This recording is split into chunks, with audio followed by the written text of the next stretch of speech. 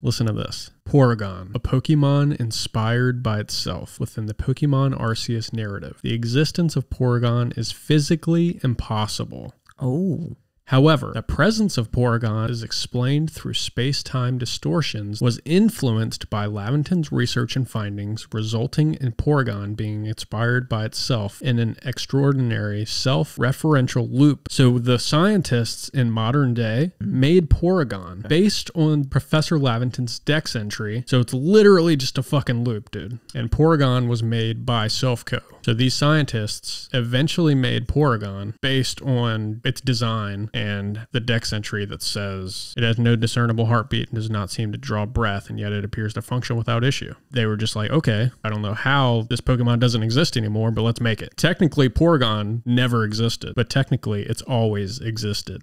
Oh my gosh, Arceus, explain.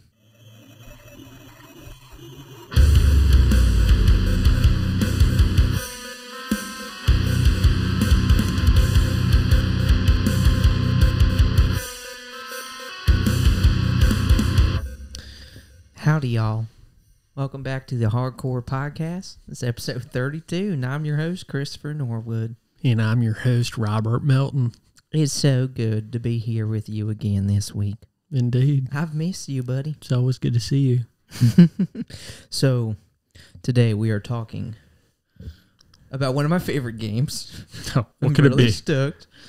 It was honorable mention for my favorite JRPG last week. Well, in last week's video.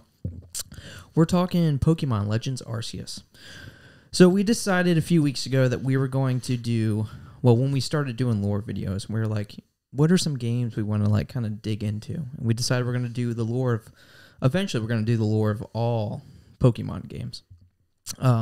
Gen 1 through 9.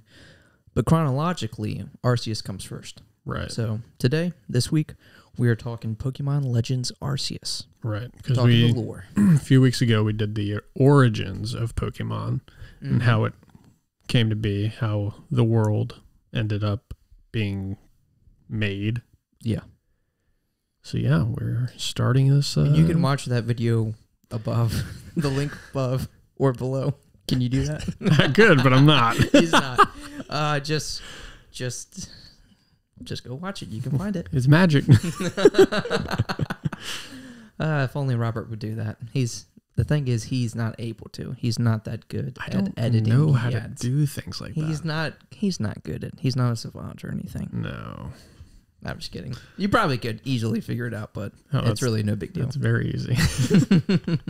You just click it on YouTube and it just goes there. Well, maybe you can at least put it in like the link below, like the link. I'll feature it at the end of the video. How about that? Okay, boom. There you go. If you want to watch it, please watch it. It's interesting. Yeah, it really is. If you like Pokemon, And Pokemon lore. A lot of that ties into what we'll, talk about with this episode and in the, another episode to come, because this will be a two-parter. Yeah. Yeah. So I think you had a intro for us, so you go ahead and get us started, Robert. I didn't have an intro. You literally wrote an intro. Dude, you write the intros. Yeah, but you told me you had an intro. Okay. You got me. I was going to say, seriously, you have an intro, right? No, I was just spewing it out of my ass earlier. Oh, well, man. It smelled good. Diarrhea had Taco Bell. Yeah, it was really good. All right. Pokemon Legends Arceus, the origins of Hisui and beyond. The Pokemon franchise has captured the hearts of millions of fans worldwide. Cheesy. With its captivating lore and imaginative world building. Among the Nothing wrong with that. Among the vast array of Pokemon games, Pokemon Arceus... Fuck me. All right. Sorry. Pokemon Arceus stands out as a remarkable addition, delving into the origins of the Pokemon universe. We're going to go over the fascinating lore surrounding Pokemon Arceus, focusing on the story's beginning, the settlement of Hisui, later Sinnoh, and its intriguing connection to the Galar region. Prepare to embark on a journey that challenges our understanding of time, lineage, and the enduring spirit of adventure in the Pokemon world. Pokemon world. All right. So, this game takes place in the Hisui region. again, which later we know as Sinnoh, modern-day Sinnoh. So, this game takes place hundreds of years before any Pokemon title, in the region of Hisui, which we now know as Sinnoh. The vast majority of the region is covered in sparse, open wilderness populated with wild Pokemon, one main settlement, a few very small villages, and many campsites. Unlike other Pokemon games, this game takes place during a time when most Pokemon are regarded as wild animals or forces of nature instead of as companions and partners. This is also a time before the technology advances we are used to in other Pokemon titles. Pokeballs are made from acorns, the Pokedex is simply a paper notebook, and Pokemon boxes and storage are simply fields for the Pokemon to roam. So a very different time. Oh, yeah. You know, we don't have these computers. You go to the computer, you pull your Pokemon out then and there. You don't have the Pokemon centers. You give it to Nurse Joy and she just heals them right up. We don't have that. No. Very different time. Very primitive. Oh, yeah. I mean, you're in comparison, especially. These people are wandering around with beasts. And yeah.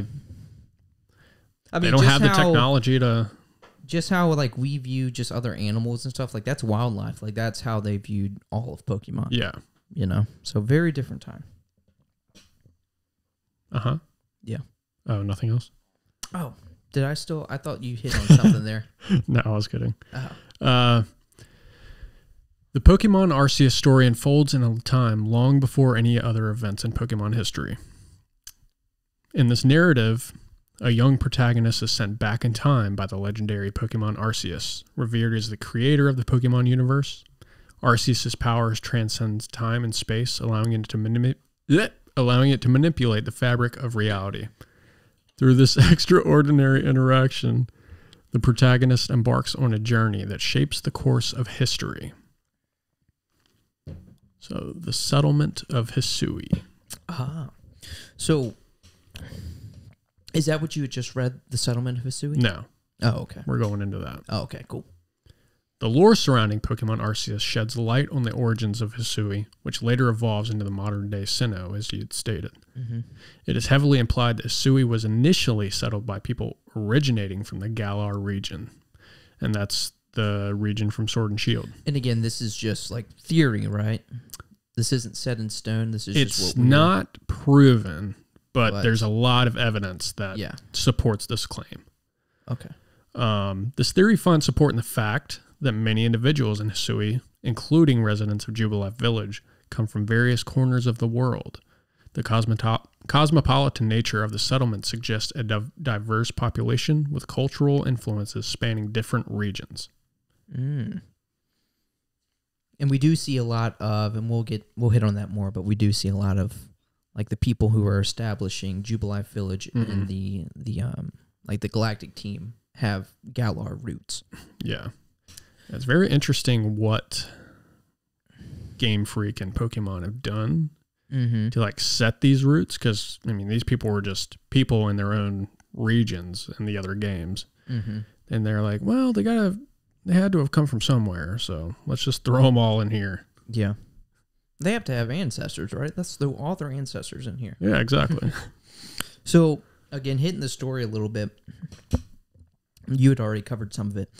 But the game begins with you talking with a disembodied voice, identified as Arceus, creator of the Pokemon universe, who tasks the player with encountering all Pokemon in the Hisui region before transporting the player there through the future, through a rift in space-time. The player is found by Professor Laventon and is brought to the nearby Jubilife Village, which is the main settlement and hub of the game. The village is where you are able to buy and sell with different vendors, plant crops, train in Pokemon battles, acquire side quests, transfer Pokemon, and also just explore. After being brought to the village, you're recruited into the Survey Corps of the Galaxy Expedition Team, a group that has arrived in Hisui to chart and study the region to complete the Pokédex. The Galaxy team is led by Kamado and Silene. Yeah. So, the ancestral lineage of the Galaxy team, an organization in Hisui, presents an intriguing connection to the Galar region.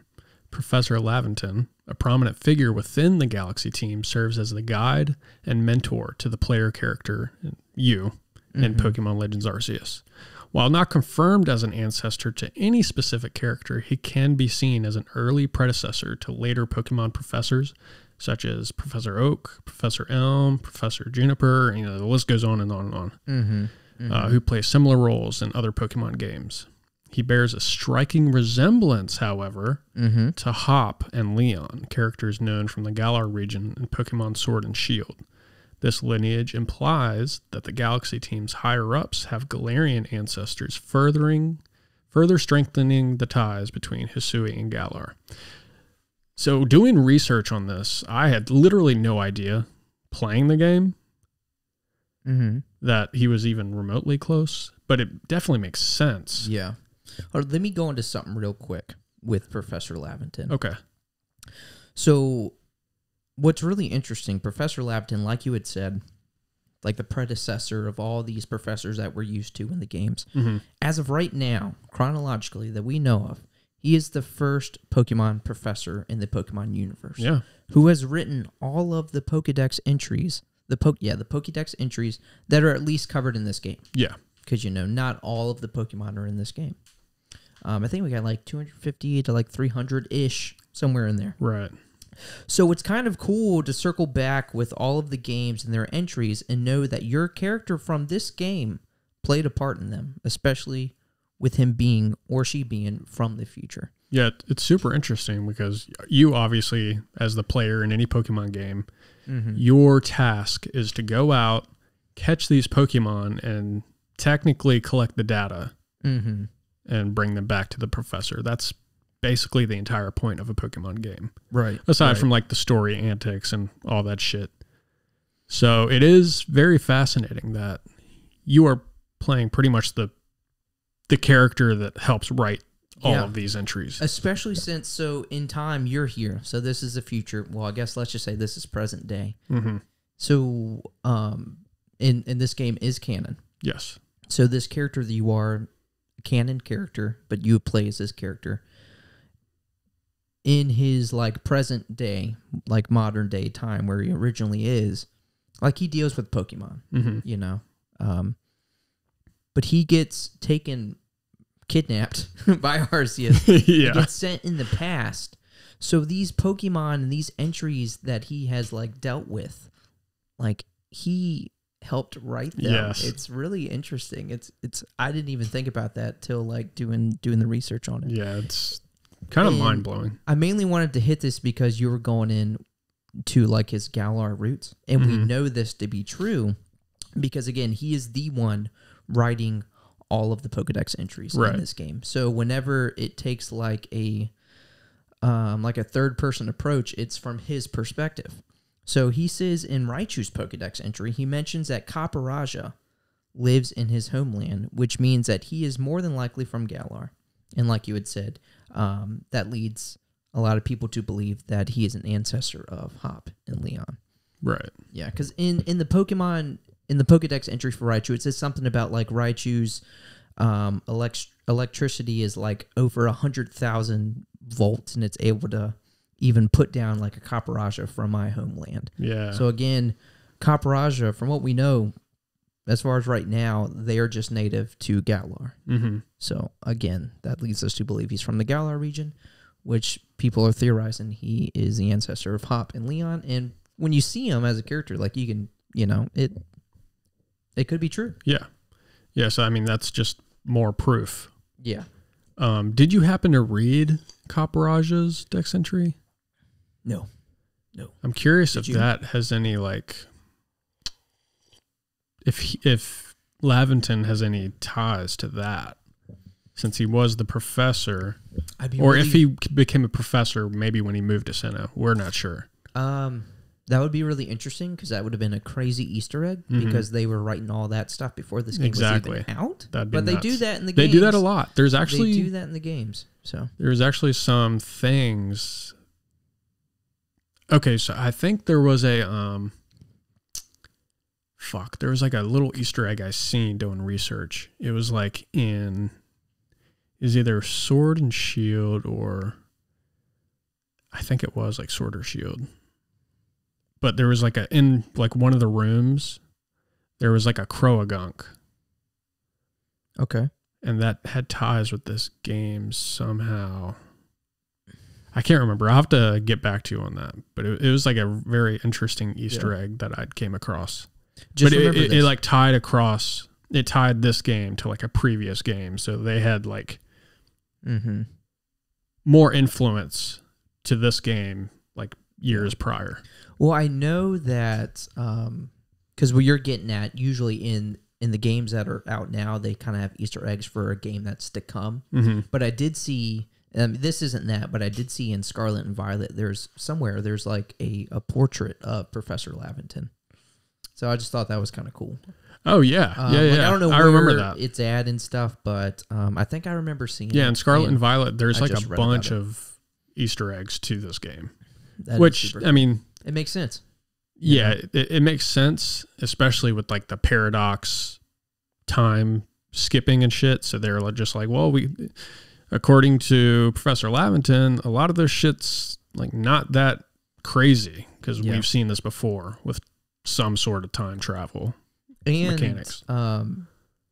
Like I know there is a mechanic for like you can get pictures taken, like in Arceus, but you did have a phone in this game. Right. So in this distant past, you had the ARC phone. So it was possible to get pictures, send them and stuff. And now you have portraits and yeah.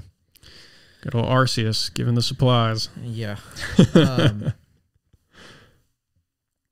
So where were we? Sorry, we were talking about the Galaxy Expedition team. Well, I was going to Professor Laventon a little bit. But did you have anything else to say on the Galaxy team?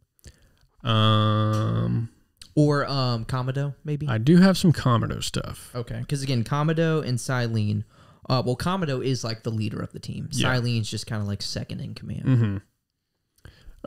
So, Commander Commodore and the Galarian Ancestry. Another fascinating connection between Hisui and the Galar region is revealed through the descendant of Commander Commodore, Professor Rowan. Commander Commodore himself hails from Galar, making him a Galarian ancestor. Commander Commodore's armor, which he dons later in the game, is described as traditional Galarian armor. This revelation emphasizes the intermingling of cultures and bloodlines between Galar and Hisui, enriching the narrative and deepening the understanding of the intertwined histories. I think I thought I had some more information on this, which I might hit on later. It might be further in my notes. It is.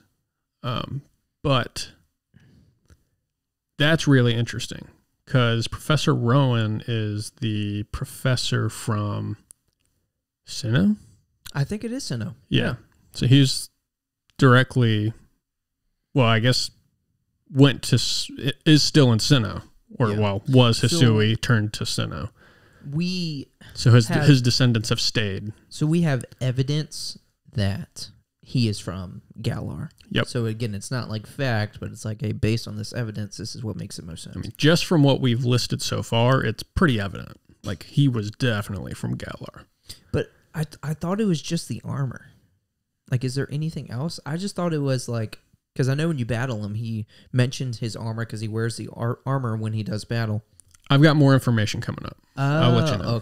Okay. Because I was like, isn't it just the armor? Like, I don't think that's enough evidence. But if you found something else, you said we'll get to it. Yeah. And I didn't have much on Silene, but Silene is more than likely an ancestor of Cyrus from modern time. That also takes place in like the Sinnoh region, right? And Cyrus is the leader of the galactic team, and she seems to have a fear of bugs. Random fact for you. There's some lore. That's deep lore for you, baby. What, you're saying Silene has a fear of bugs? No, Silene has a fear of bugs. But yeah. Was that in the game? I kind of feel like there was something. It was a Wurmple, and she like was like, Wurmple. That's right. Yeah. I remember that scene. Yeah. Yeah. Because they were all pretty scared of Pokemon. Because, like, you know, you get the frenzies and you have the nobles. And, I mean, obviously you have these fucking deities that people are worshiping in this ancient time. and they basically have no knowledge other than what Laventon's given them of Pokemon. The Pokeballs are brand new. That's the only thing that they can really command them with.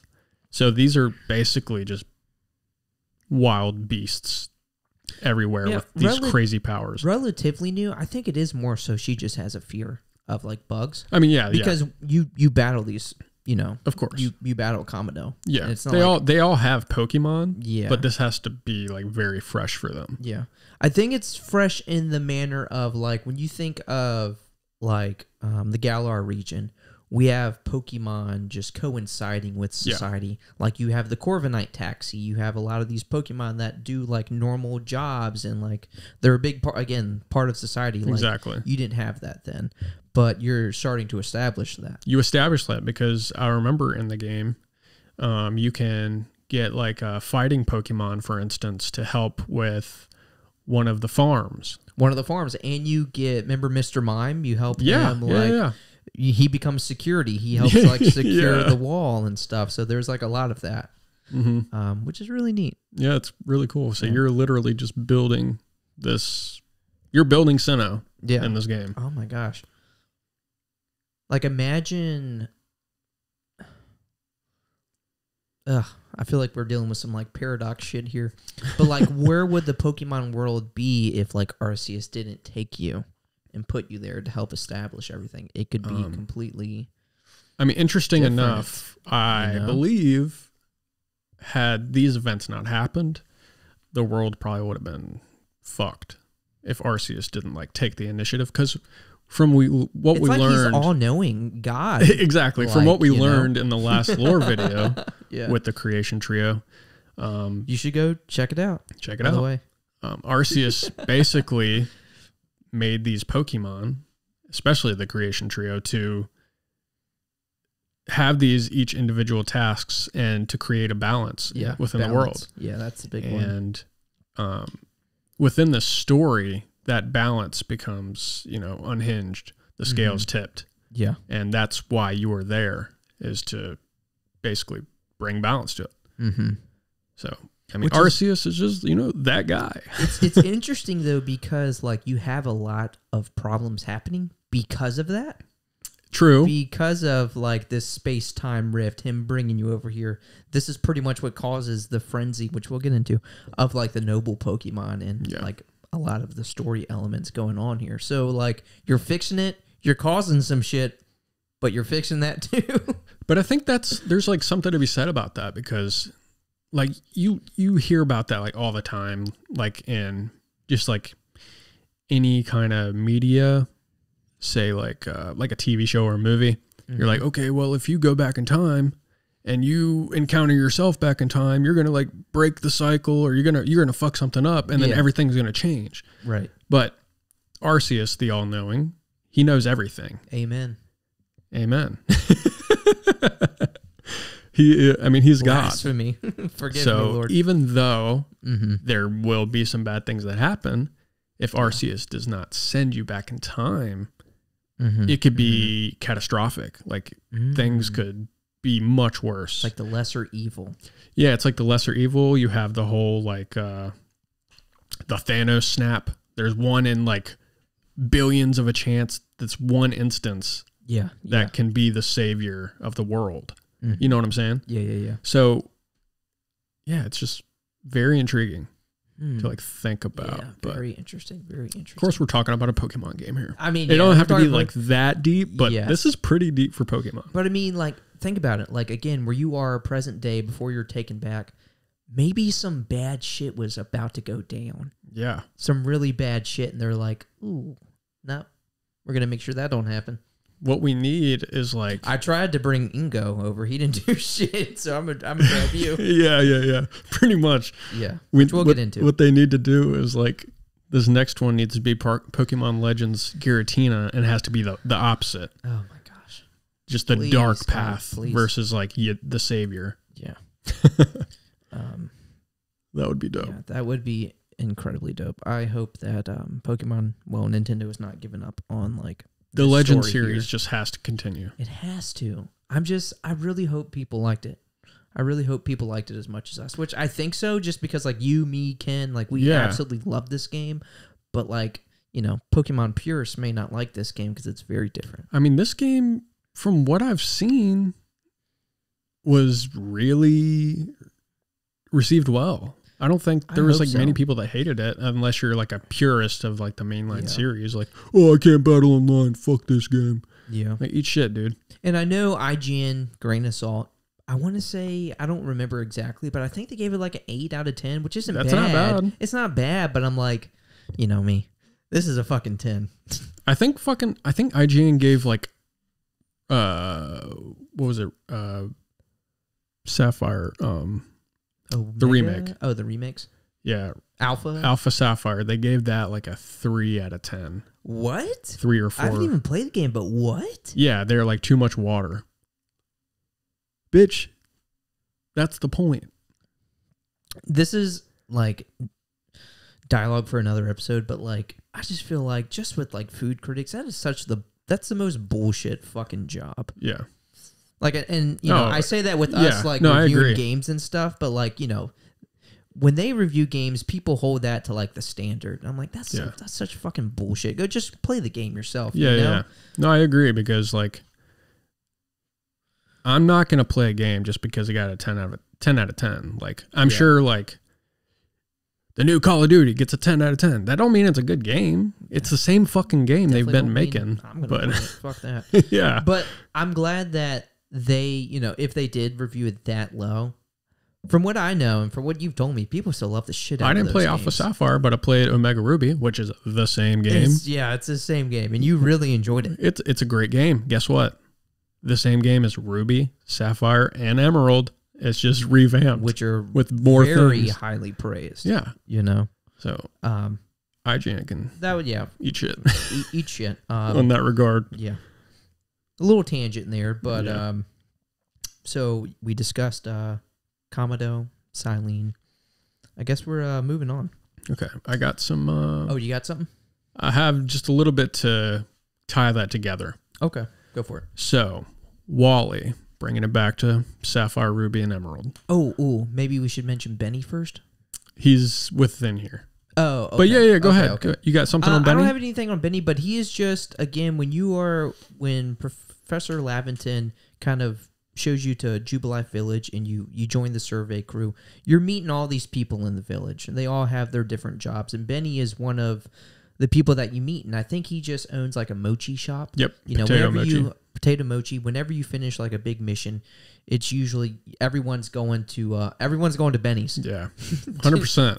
for some potato mochi. I love that. But like, you know, he's a somewhat bigger figure in this game.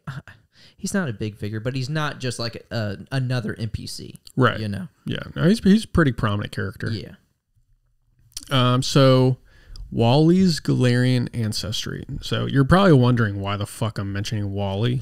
Honestly, I didn't know in an Arceus game. This. I'm glad you hit this because I was not aware. Yeah, so Wally goes all the way back to Hoenn, which is the third series or third gen. Right.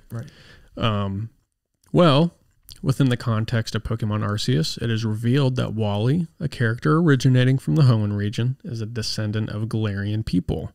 Mm.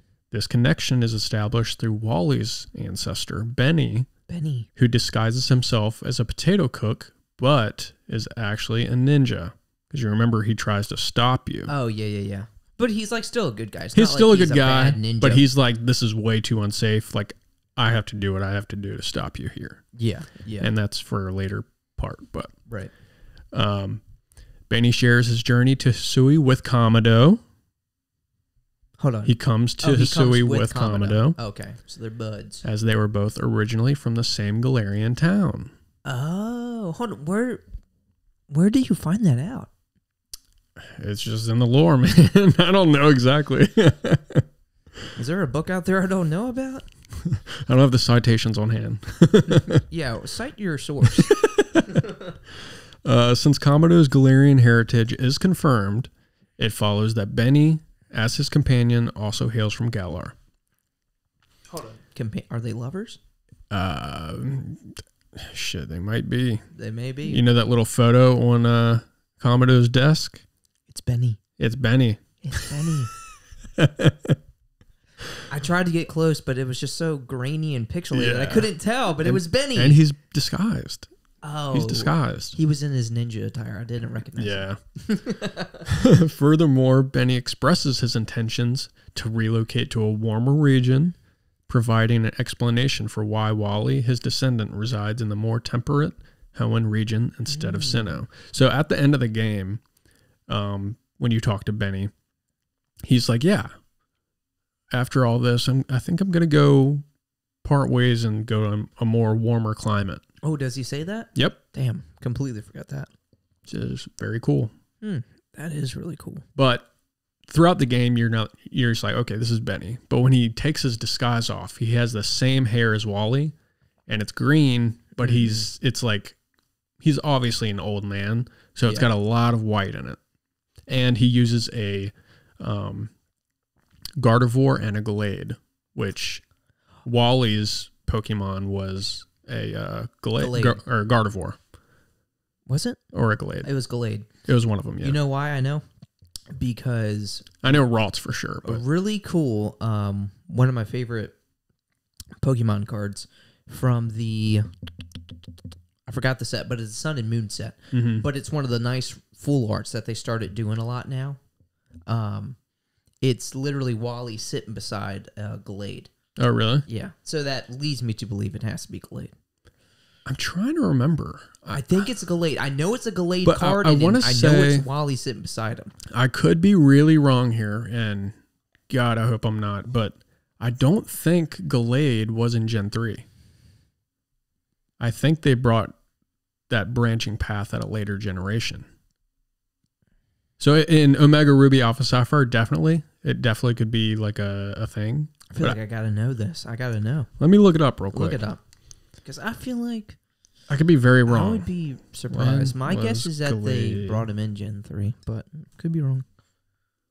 Generation 4, baby. Right there. So it was a Gardevoir? It was a Gardevoir. Yep. That's really interesting because I know that Wally's card. endgame team. Let's see here.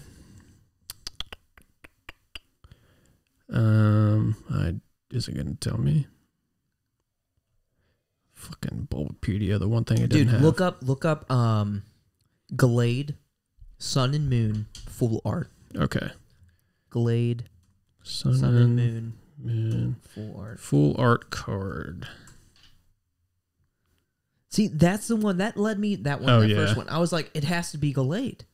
It's literally them sitting beside each other, which is a really cool card. Dude, that's sick. I forgot about that card. This one? Because that's Benny. Oh, shit. That's Benny. Yeah, and his Gallade. Oh, dude, that's so sick. Dude, that is cool. I'm not going to lie. Lost Origin, because they have so many Arceus cards, is probably my favorite set. Dude, there's so many good Lost Origin cards. I personally love that set, so. Yeah. But I definitely don't think I've ever seen this card. Dude, the fucking trainer gallery, they killed it. And it's awesome because those cards are cheap as fuck. They're not like really hard cards to get or anything. Yeah. Except for that one fucking alternate Giratina. Oh, the Giratina is still like $300, $400, depending on if you get like English or Japanese. Either way. So it was Gardevoir. But that's what... That was my evidence. Oh, yeah. You've seen it. I mean, yeah. They were wrong, not me. All I knew is that he definitely had a Ralts. Yeah. But yeah, just even more proof of the Galarian ties to Hisui. Sinnoh. Yeah. But that's really cool that you look up Sun and Moon, Gallade full art, and then it brought up Wally and Benny's card literally side by side. I know, that is dope. Someone on the internet knows what they're doing. Was there any more on that? Sorry. That was it, yeah. So do you want to continue the story? Yeah. Okay. So what I'm about to say, this really spans what a lot of the game is. So, now a part of the survey team, throughout your journey of catching and researching Pokemon, you will come across the Diamond and Pearl clan along with their wardens and the noble Pokemon they protect.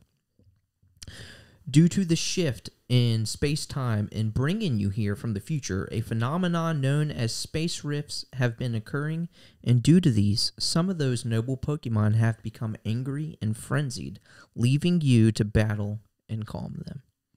And again, a large portion of the game is you dealing with, you meeting these wardens, you go into these areas, meeting these wardens, and just like calming down these frenzied Pokemon, because there's like 4 or 5, I think it's 4, maybe 5 major like areas, and each one has their own noble Pokemon that you have to like calm down. Yeah. Quell, I guess that'd be a better word. So all the noble Pokemon, because there's 5 that are frenzied and 5 that will aid you. They're called like rideable Pokemon. There's 5 of them.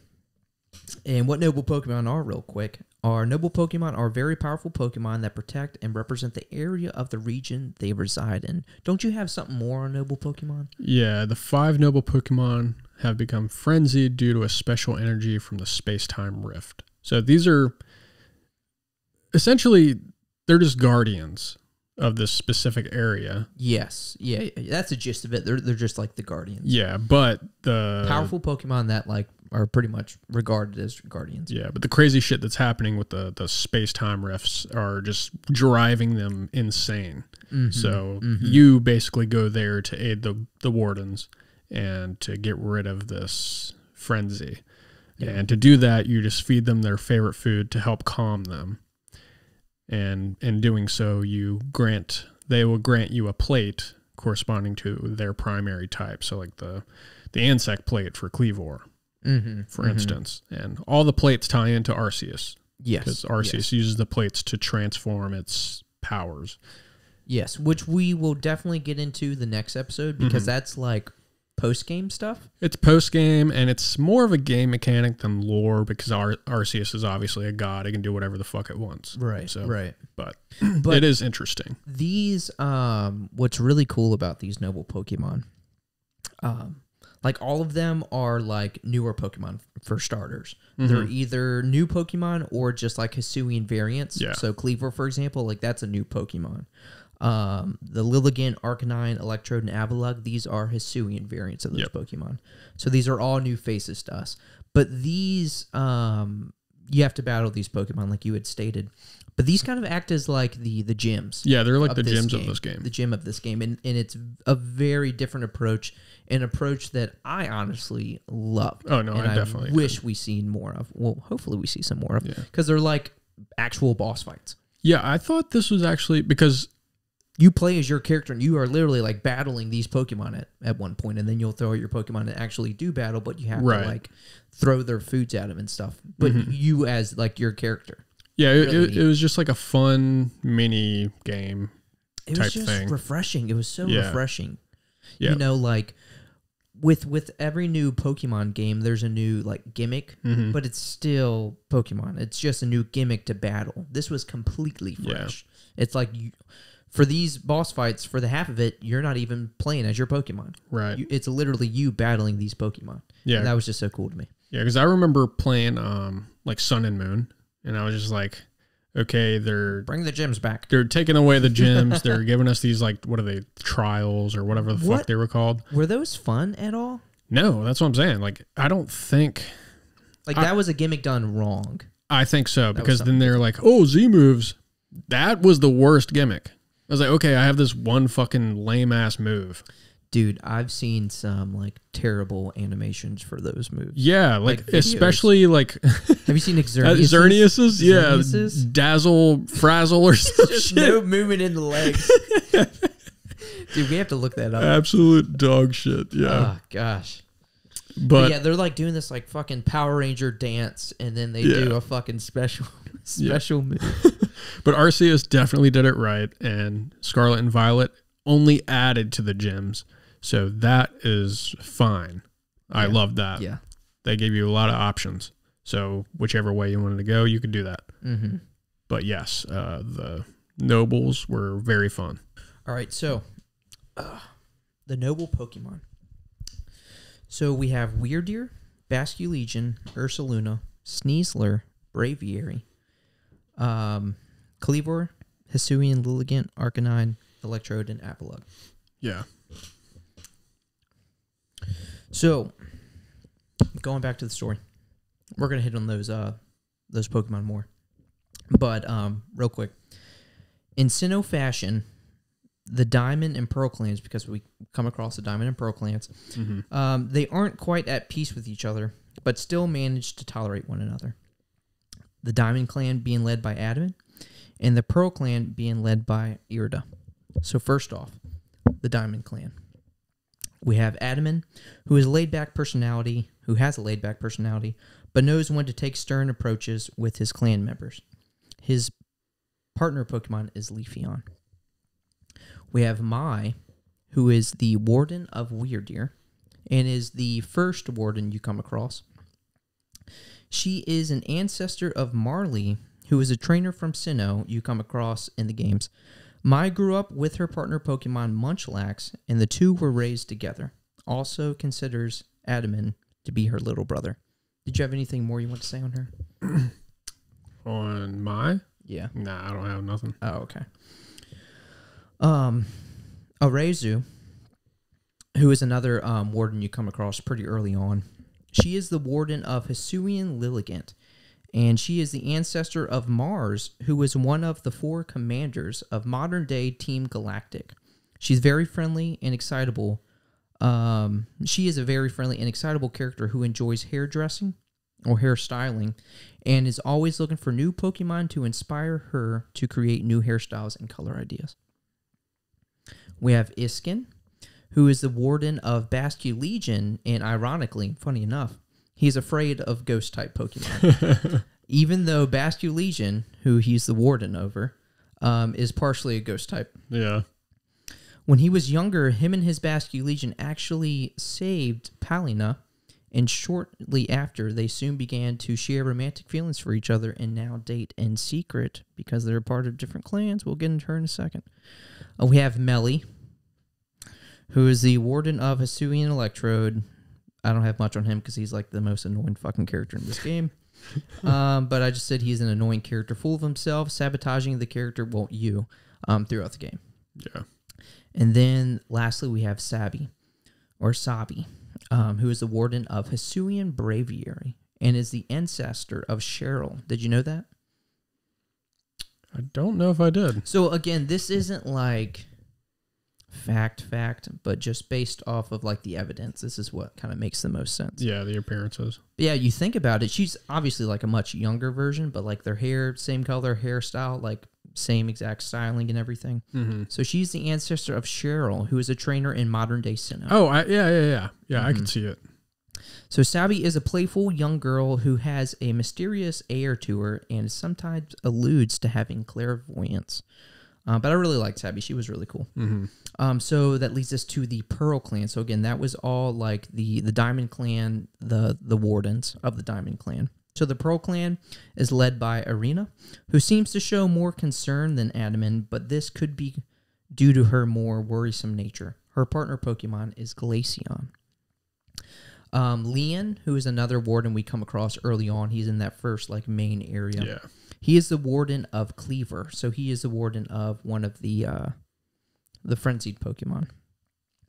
So he's the warden of Cleaver and seems to be the ancestor of Clay. So I don't know if you know Clay, but Clay is from the... so he is a businessman and the ground-type gym leader of Drift Vale Gym in the Unova region. So he was in the black and white games. Yeah. But I didn't know that either. I thought that was interesting. We have Caliba, who is the warden of Ursaluna, and is very traditional and has an inherent distrust of anyone outside of the Pearl clan.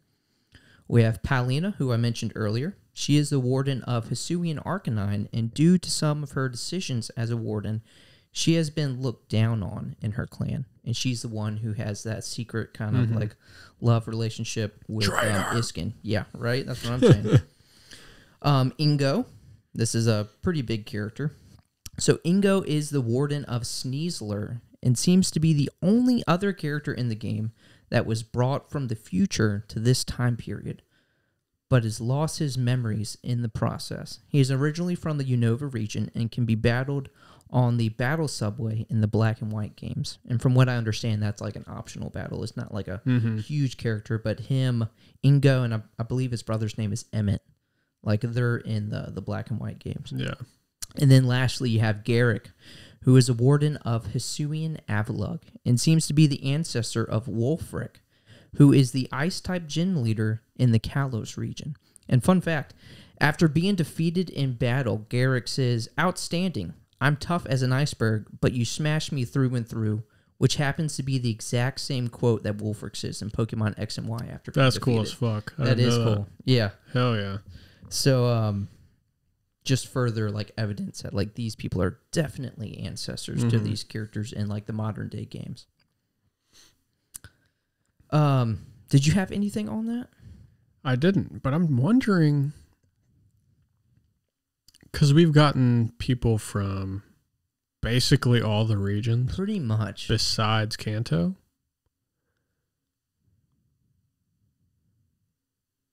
Now, That there I can could think be of, one, but I yeah. can't pinpoint it. I don't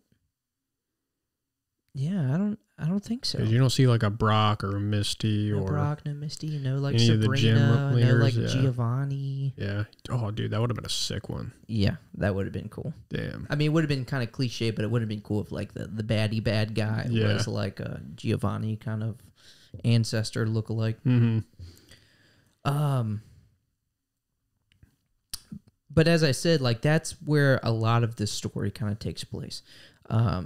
With you just going to these different regions and just quelling these frenzied noble Pokemon. Mm-hmm. And a lot of these characters you meet throughout the regions because they are the wardens of these Pokemon. I mean, the only other thing I have is just kind of like some of the Pokemon evolutions and why they're the way they are. So is there anything that you can like... I know you had mentioned something really cool about Porygon. I did indeed. Yeah, because again, from here on, that's all I can really hit on is just some of like why we have these variant Pokemons, how they evolved. Yeah. So now that we're talking Pokemon, like the actual Pokemon themselves, maybe you can hit on that. Well, check this out. Okay. You Now, hyped this up, man. You hyped this up. I did. Okay. But this is going back to what we've talked about. So check it. I'm checking. Porygon. Porygon. A Pokemon inspired by itself. Okay? Is that like, what does that mean? Inspired by itself. Listen to this. Okay. Porygon, a man-made Pokemon, presents a unique paradox within the Pokemon Arceus narrative. In this technologically limited time period, the existence of Porygon is physically impossible. Oh. However, the presence of Porygon is explained through space-time distortions that periodically occur throughout the region. They only appear in those distortions. Yep. That's right. The Dex entry authored by Professor Laventon further confirms that Porygon was documented by a Pokemon professor in the past and not acknowledging its existence within that time period.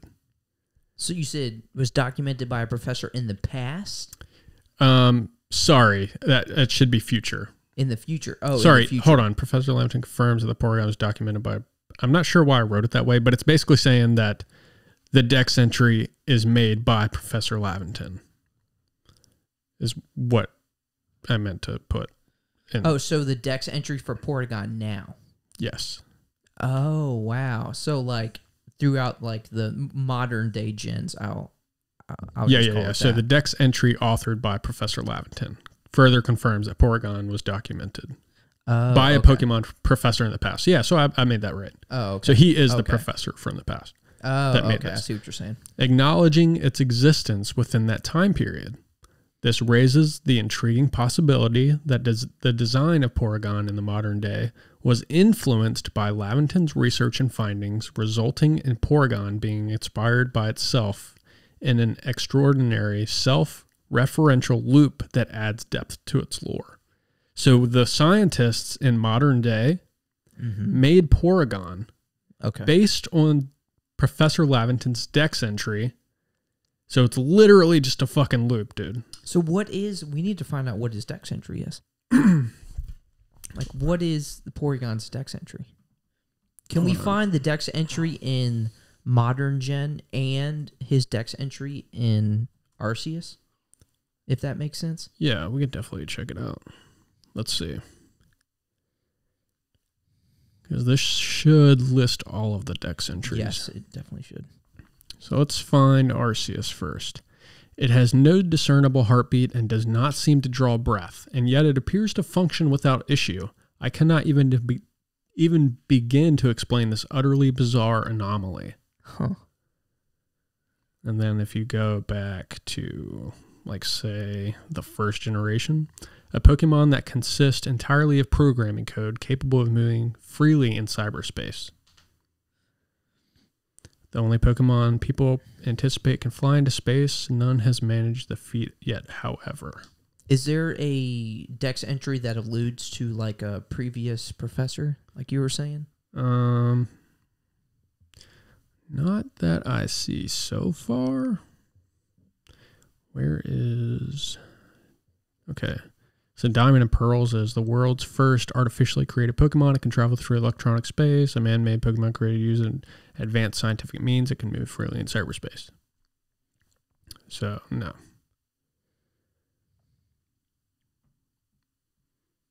But still, it does kind of explain itself. Because in the game, in Arceus, they came through space-time distortions. So you could catch a Porygon in these distortions, right? Mm-hmm. Which is a Pokemon that was not created until like the future. Right. And Porygon was made by Selfco, which is the company that makes the Master Ball. Oh, okay. Okay. So these scientists eventually made Porygon based on just, you know, its design and the dex entry that says, you know, it has no discernible heartbeat and does not seem to draw breath, and yet it appears to function without issue. So just based on, you know, whatever this is, they were just like, okay, well, I don't know how this Pokemon doesn't exist anymore, but let's make it, you know? Oh, so based off that, yeah, that's how they made Porygon. Exactly. Oh, shoot. Yeah. That's wild. It's crazy, right? That is crazy. So technically Porygon never existed, but technically it's always existed. Oh my gosh. Arceus, explain. Yeah. Explain. You have all the answers. Explain this. It's wild. Oh my gosh. So I thought that was very, very interesting. I see why you called it a Pokemon inspired by itself. Yeah. That is really interesting. All right, what do we have? The evolutionary journey of Growlithe and Voltorb. Yeah. So Pokemon Arceus unveils the ancestral origins of familiar Pokemon species such as Growlithe and Voltorb. The Cantonian Growlithe and Voltorb known to players from previous games are now recognized as later-day versions of their species, while the Hisuian variants represent the original and early forms. The backstory of Voltorb provides insights into this evolutionary journey, as Voltorb in the Hisui region is considered a nuisance. So you said Voltorb in the Hisuian region is considered a nuisance. Yeah. Okay. So you know what Voltorb looks like in Hisui, right? Yeah, it's almost like he's like chilling, happy. But he's like wooden, right? Yep, he's wooden. Yes. Got a little hole in his head. Mm-hmm. Smiling all the time. Yeah. He's chill. He's chilling, yeah. Yeah. So they describe him as a nuisance. Locals would plug up the holes on top of their heads, preventing them from discharging electricity and causing them to explode, as they are known to do in modern times. Over time, these adverse conditions led to adaptation and evolution, resulting in the angry and constantly exploding Voltorb we encounter today. Right. The shape of the Pokeballs in both Hisui and modern-day regions resembling the respective Voltorb forms provide further evidence of this connection and the connection with Pokeballs. So we have, as a society, we've like fucked up Voltorb. Yeah. And that's why he's just been fucking chilling, and we have pissed him off. Yeah, so plugging up his hole. Yeah. I don't know what they're plugging the hole with, but you know, I see how the cliche, like the villain cliche, is formed. It's like, humanity, y'all have ruined everything. I'm gonna wipe you all out. It's reasons like this. Seriously. We have fucked up this Pokemon. Poor Voltorb. Oh my gosh. To where he's like evolved into just like this always pissed off. Born angry. Yeah, just born angry. Holy cow. Yeah. Now Does it say anything about Growlithe? It does. Oh, okay. So, learning lesson. Regarding Growlithe, the link to its ancestral form is more speculative. The name Lith suggests a connection to stone or being made of stone, thus providing a possible tie along the evolutionary line. The Hisuian form of Growlithe is considered the original, lending credence to the notion of an ancestral connection and highlighting the evolutionary changes that occurred over time. So that's pretty cool. So is Hisuian, because we can picture Hisuian Growlithe, Hisuian Arcanine. Is it like rock? Is that what he has? Like, is he made of like almost like rock? Or is it still like... Or like Hisuian? Yeah, yeah. Oh, definitely, because he's rock type. He's rock type. I just didn't know if it was like actual rock. I mean, I don't know. Like his code, if it's actually like hard, like a rock. I don't know. I'm curious. Let's see what the Dex entry says. Growlithe. That's not right. That's not right either. Does it have to say Hisuian or just Growlithe? I'm sure it'll have the... Okay, because that's the... Okay, that's the Growlithe we know and love. Well, both Growlithes that we know and love. Well, I guess it doesn't. If you don't love both of those, you're wrong. You're just absolutely wrong. They're both fucking perfect Pokemon. Yeah. Gosh, I love it. I don't know if this will give me any Dex entry. The puppy Pokemon. The scout Pokemon. Okay, so they patrol their territory in pairs. I believe the indigenous rock components in the fur of the species are a result of volcanic activity in its habitat. There we go. So, yeah. Boom. Piece that one together.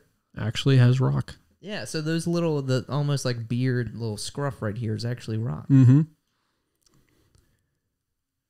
It's kind of like you take a dog, well, like maybe like a more long-haired dog out in the snow, and it just clumps to the fur. Kind of like that. Mm-hmm, mm-hmm. The rock like and lava just kind of...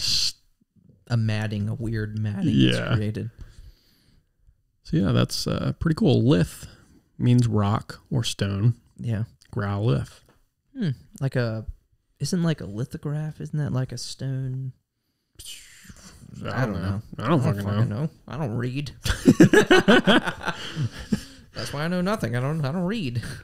But that is really interesting. Did you have any more stuff like that? Those were the only two that I thought were like really cool. Okay. But hey, that just means there's more room for the part 2. We can just go over some really interesting shit like that. Oh, definitely. Yeah. Now I have more. I thought I have some information on Giratina that I thought was pretty sick. Okay. I mean, it's a little like jumping ahead, but we've talked about Giratina before. Yeah, I mean, Giratina, he obviously in the Sinnoh games, so he's going to be an Arceus. Yeah. Regardless. Yeah. Does it apply to like Arceus, like what you're about to go over? Kind of. Okay. Okay. But then, hey, I say it's more just like lore. Okay. Yeah, let's hear it. So, Giratina's significance in Legends Arceus and the Sinnoh games. One of the remarkable aspects of Pokemon Arceus is its ability to shed light on the behavior and whereabouts of Giratina, a legendary Pokemon in the Sinnoh games. Upon defeating Giratina in the post-game of Legends Arceus, players gain access to Turnback Cave, the very location where Giratina appears in the modern Sinnoh games, Diamond and Pearl. Professor Laventon acknowledges Giratina's decision to remain in the Hisui region, serving as its protector instead of returning to the Distortion World. This revelation explains why Giratina is found in Turnback Cave in Diamond and Pearl. Right? Right. Furthermore, the connection between Giratina's presence in the Distortion World and its appearance in Pokemon Platinum becomes evident. In Pokemon Platinum, Giratina emerges from the Distortion World after Cyrus captures Palkia and Giratina.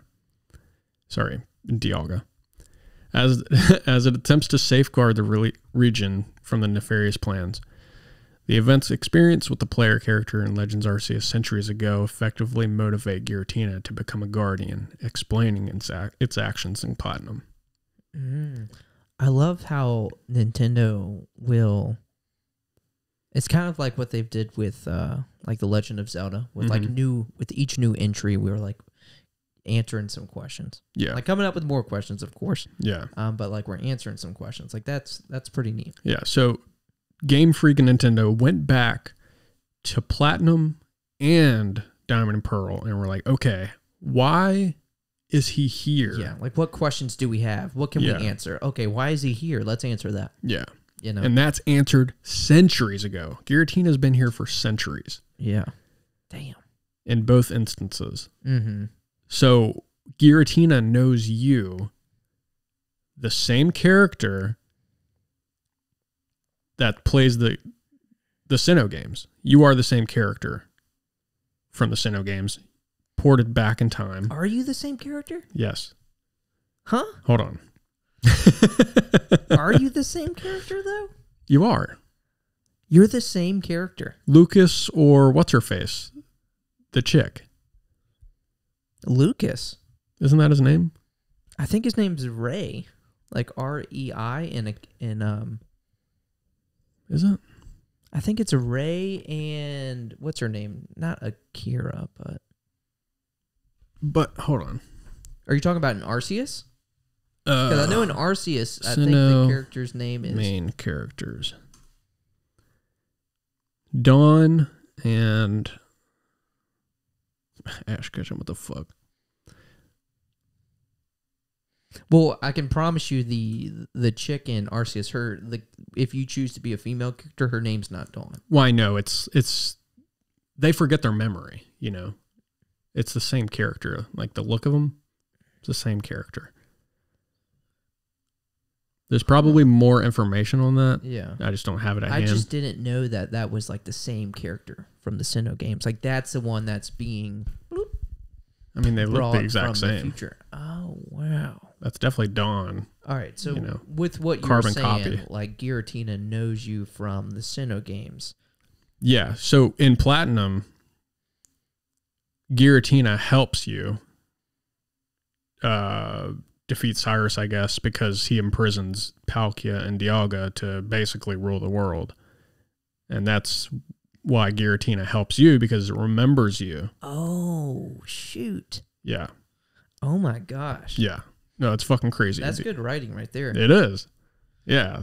The events experienced with the player character in Legends Arceus centuries ago effectively motivate Giratina to become a guardian, explaining the actions in Platinum. Yeah. See, that's the thing about, I say that's good writing. I'm going to take a step back. So Pokemon games, there's like good story there. You just have to like dig a little bit. You have to... Like it's not shown to you in like a well-written way. Right. Like when I think of good writing, I'm thinking of like Uncharted, The Last of Us. Like that story is just so well written that you know the story when playing through it. Yeah. Like someone can play through all these games and just be like, oh, all I really know is I'm just fighting Pokemon and getting badges and beating the Elite Four. But like there is a good story there. You just got to dig a little bit. Like I would have never really pieced that together. There's just so much content to be explored, but you know, when you're playing a game, you're just like skip text. I want to play the game. Right. You know, right. A lot of the time, most people don't have patience for it. Yeah. Which is why we are here to help you with that. What a segue. What a segue. Did you have any more? Because I have like some closing details on the main character, just a bit. No, honestly, that's really... I was trying to find some like Dex entries that explain to like why like maybe a Pokemon has like evolved into a Hisuian variant. And the only one I found that kind of made sense was Typhlosion, Hisuian Typhlosion. So I could just read that real quick. Sure, yeah. So just picture Hisuian Typhlosion, you know, kind of like sleepy looking, but like ghostly, really cool. So it is said to purify lost, forsaken souls with its flames and guide them to the afterlife. I believe, which this is Professor Laventon saying, I believe its form has been influenced by the energy of the sacred mountain towering at Hisui's center. That's dope. So yeah, it's kind of cool, like how it like evolved into like the Hisuian variant that we know in this game. Mm-hmm. Like, I was looking for more of that. So I think in the next episode, I want to find some stuff like that. Like what you said about Voltorb and, like, Growlithe. Because that's, like, the lore that people love. That's what people want to hear, yeah, see. And that's why I was trying to include things like that. Because Yeah. I think that's just, like, so interesting. It's It kind of is. hard to find. Kind of hard to just pinpoint the details. It is hard to find. It's out there, but it is hard to find. Yeah. Like, I mean... Obviously, if you're listening to this episode, you probably know a little bit of the Arceus story. I mean, maybe not, but Yeah. the lore. If you listen to one of our previous videos, we'll tell you all about it. Yeah, we definitely discussed the whole game. I mean, yeah. Well, definitely that lore setting up a lot of the foundation of what this game is built upon. Yeah. So, All right, so with some closing things. okay. The prequel aspect, A Journey to the Past. Oh. Legends Arceus distinguishes itself as a prequel due to its setting in the past. Mm-hmm. Players embark on an immersive journey through time, transported to a period preceding the events of Pokemon Diamond and Pearl. This temporal shift is made possible by the intervention of the legendary Pokemon Arceus in a space-time rift. By venturing into the past, players gain valuable insight into the origins of this inner region and its inhabitants, laying the foundation of the events that unfold in the modern era. While Legends Arceus primarily serves as a prequel, it simultaneously operates as a sequel by incorporating time travel for the player character. After the conclusion of the events in Diamond and Pearl, the player character is transported back in time via Arceus in the time-space rift. This extraordinary journey places them in the era that predates their own existence in the modern Sinnoh region. The player character's presence in the past not only influences the course of history, but also sets the stage for their own ancestral lineage. An intriguing aspect of Legends Arceus is the concept of the player character becoming their own ancestor. As the game concludes, the space-time rift closes. As the game concludes, the space-time rift closes, preventing any direct return to the modern Sinnoh region. Without this rift, it can be reasonably assumed that the player character remains in the past. This realization leads to the intriguing possibility that the player character's actions and experiences in the past ultimately shape the lineage that culminates in their own existence in the Diamond and Pearl games. Oh, so we kind of hit on that a little bit. Yeah. So until, like, that's pretty much, I mean, it's hard not to take that as fact until Nintendo decides to maybe do a sequel or we get more of the story. Maybe at the end of the sequel, if we ever get it, it's them traveling back. Mm-hmm. But until they do that, then it's kind of hard not to take that. Right. You know? Yeah. So very informative and Wow. cool. Damn. But here's a little bit more. The idea of the player character becoming their own ancestor introduces a fascinating time loop and a potential paradox within the Pokemon Arceus narrative. By influencing events in the past, the player character ensures their own existence in the future. The paradoxical relationship between the past and the future intertwines the timelines of Pokemon Arceus and Diamond and Pearl, creating a dynamic and intricate narrative web that challenges traditional linear storytelling. So yeah, you were essentially the same as Porygon. Like, not in the same aspect where it gets invented like centuries later. Yeah. We've kind of dove into stuff that's almost hard to wrap your mind around, Yeah. your head around. Like, we're getting into Zelda territory. They love this shit. Nintendo loves it. What is it, Nintendo? Damn. But this is stuff that is crazy because, like, as much as we love this game, like, this is making me fall back in love with it. Like, this is just stuff that I didn't even think about. And again, this is stuff that it's hard not to take this as fact until they do another one. Because if they make another one, then all this could be, like, thrown out. Right. You know what I'm saying? Well, some of it could be thrown out. It could be. But also, it does say, like, it concludes, the rift closes. But as the character, and maybe not in the lore, it could just be, like, a gameplay aspect. But, like, hey, you eventually capture Giratina and Palkia. You have command of them. You could fucking travel wherever, whenever you wanted to with their command, you know? Yeah, I just... But in terms of lore, like... Yeah. we know how powerful these Pokemon are. Right. I just really hope that Nintendo does not drop the story, because there's still so much to be told. Because you can this would be so cool if we got another game. This could end up being a prequel and sequel to Diamond, Pearl, and Platinum. Yeah. You know what I'm saying? Like, obviously, this is like a prequel to everything, but this could be like the direct sequel to those games. Yeah, exactly. Or the prequel. I don't even know. Yeah. Another cool thing that just dawned on me is during these distortions, you have like, this is like the only way to really catch the fossil Pokemon is through the distortions. Exactly. Yeah. And those are, obviously the fossil Pokemon were some of like the first Pokemon, but like they're not like rediscovered until like the current gen games. Yep. But now we're getting them in this game, so it's just really interesting. Yeah. I didn't really pay attention, like whenever I go back through this game, because it's only a matter of time. Like I never really paid attention to what Pokemon were popping up in these distortions, and now it makes sense. You're having these like carefully selected Pokemon pop up. Like it makes sense. They're telling a story of their own just through these Pokemon.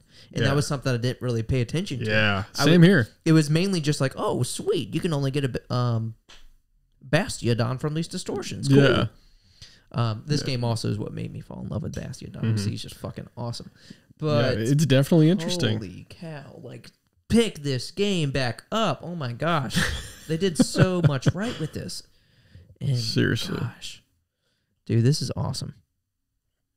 No, I didn't pick it up planned either, but you're right. They definitely told a story with just encountering these areas with these Pokemon spawning. Jeez. Yeah, seriously. And that's like a story you kind of piece together yourself, Because do you remember what gen like Rampardos and Bastiodon are from? Is it from the Sinnoh gen? Gen 4? I don't think so. What were the fossil Pokemon of that gen? I'm always bad with Gen 4. Well, I mean, just fossil Pokemon in general. Fossil Pokemon Gen 4. Okay, it was. It was. It was. Okay, so that makes sense. Yeah. So those are the fossil Pokemon you get in this game. It makes sense that they'd be the ones to like show up in those distortions. Mm-hmm. And how does that play out story-wise? Because again, these fossil Pokemon are some of the first Pokemon to be discovered in like the lore of all Pokemon. Right. But in the game, what happens for you to be able to get those Pokemon again? Like they find a fossil, and is it through some like technological advance they're able to like recreate in Pokemon? Like Sinnoh or Arceus? Well, in Sinnoh. That's in Sinnoh, yeah, it would be with like the research labs.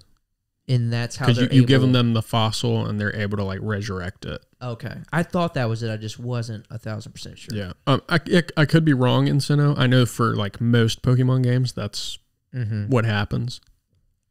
But yeah. And where are they do you remember where they discover these fossils? I know in Kanto, you just get them from a cave. Like, I wonder if it's from actually in deep Sinnoh, inside this mountain. In Sinnoh, there's like a little mini game where you're like underground and you're like mining. And you can find like gems and shit like that. And then you can also find the fossils. So it is kind of intuitive. Pretty cool. Damn. Yeah, I can't wait to go back through this. But that's again, that's all I had. All right. I think we can save the rest for part 2. We got a lot to cover, a lot to go over, a lot more lore like this to find. So Indeed. I think you had some closing words for us. Yes, sir. Oh, yeah, and I don't know if I ever stated, yeah. I think we're going to have a part 2. Oh, we definitely said it. That was one of the first things I said. Oh, okay. But yes, stay tuned. All right, so... Bookmark in there like a bell you can like or something. Yeah, hit the bell. We never like put that shit in there. I know. Like, subscribe, fucking do everything. And go on Spotify and give us 5 stars if you're not listening on Spotify for some reason. I know. Honestly, like, I love that we have this for people who prefer YouTube, but my podcast, I'm a Spotify guy. Me too. I just want to fucking put that bitch in and just, at work, it's very just easy. Operate the tractor, just put a podcast in, the time just fucking flies by. For real. So yeah, check us out on like, you know, the audio streaming platforms. Yeah, we're everywhere. Where? All right, so to close this out, Pokemon Arceus stands as a testament to the boundless creativity and storytelling prowess of the franchise. Amen. By unraveling the enigmatic nature of Porygon's self-inspiration. God damn, I'm butchering this fucking outro. Oh, where's it at? Where's it at? Right here. Here, you finish it off. Well, I can't see it all. Can you like? Oh, sorry. I'm probably gonna butcher it even worse. All right. Right here. Okay. So Pokemon Arceus stands as a testament to the boundless creativity and storytelling prowess of the franchise. By unraveling the enigmatic nature of Porygon's self-inspiration and tracing the ancestral origins of Growlithe and Voltorb, the game immerses players in a world where time, space, and evolution intertwine.